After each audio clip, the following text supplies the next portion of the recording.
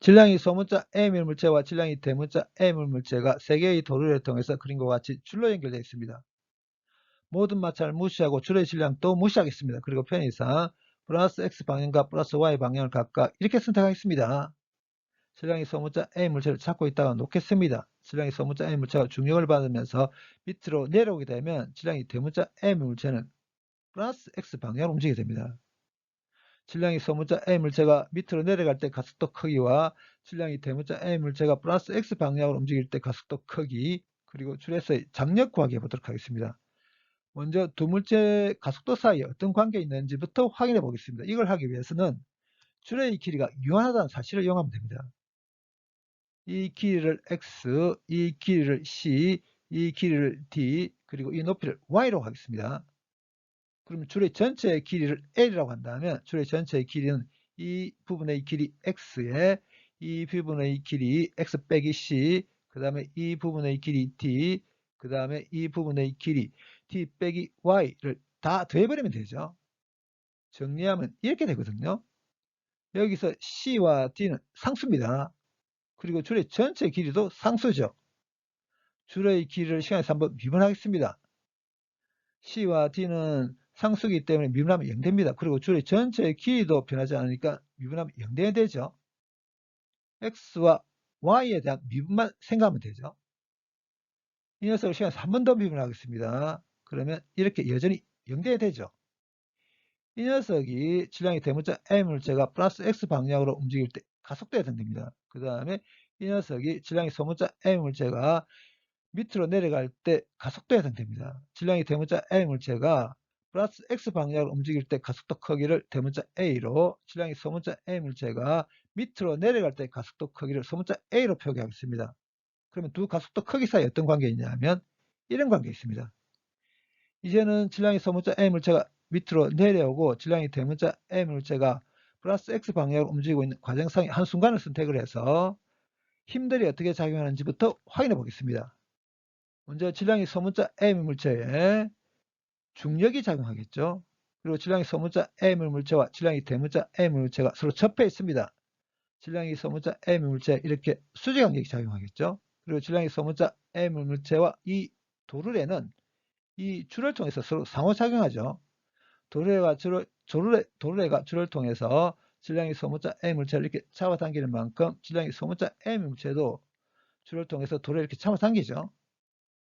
질량이 대문자 M 물체와 이 도르래는 이 줄을 통해서 서로 상호작용합니다. 질량이 대문자 M 물체가 줄을 통해서 도르래를 이렇게 잡아당기는 만큼 도르래도 줄을 통해서 질량이 대문자 M 물체를 이렇게 잡아당깁니다.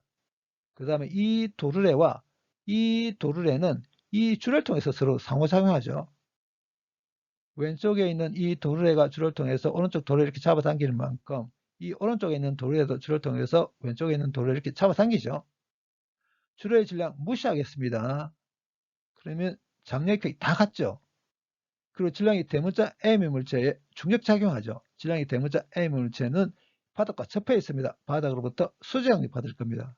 그리고 질량이 대문자 M 물체에는 이 수직항력에 대한 반작용력이 질량이 소문자 M 물체로부터 작용하게 되죠.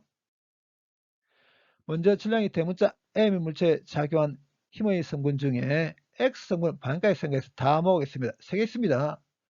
먼저 이 힘과 이 힘은 어떤 힘이냐면 크기가 t이면서 플러스 x 방향으로 하고 있는 힘들이죠. 그래서 두 개 더해버리면 이렇게 되겠죠.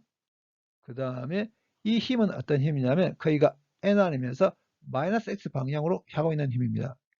질량이 대문자 A 물체에 작용한 힘의 x 성분을 반까지 생각해서 다 모았습니다. 그러면 이 녀석은 질량이 대문자 M 물체의 x 방향의 가속도에 질량 대문자 M 곱한 것과 같아야 되는데 질량이 대문자 A 물체의 X방향의 가속도의 크기는 대문자 A이고 플러스 X방향을 움직이고 있습니다.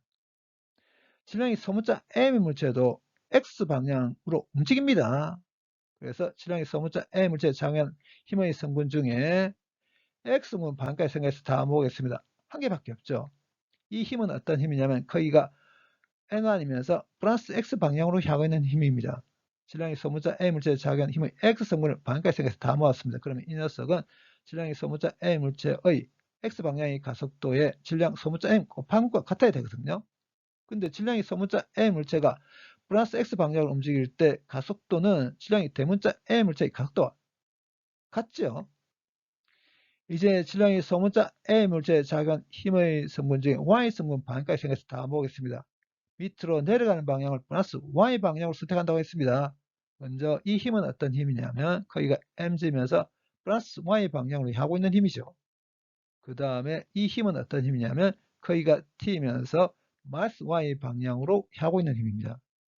질량이 소문자 A 물체에 작용한 힘의 Y 성분을 반까지 생겨서 다 모았습니다. 그러면 이 녀석은 질량이 소문자 A 물체의 Y 방향의 가속도의 질량 소문자 M 곱한 것과 같아야 되는데 질량이 소문자 A 물체의 Y 방향의 가속도의 크기는 소문자 A이고 플러스 Y 방향으로 움직이죠.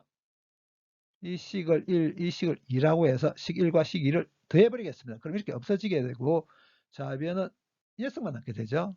그리고 우변은 이렇게 되거든요. 그리고 대문자 A의 가속도 크기는 2분의 소문자 A에 해당됩니다. 그래서 이렇게 쓸 수 있습니다. 그럼 여기서 장력의 크기가 이렇게 되게 되겠죠.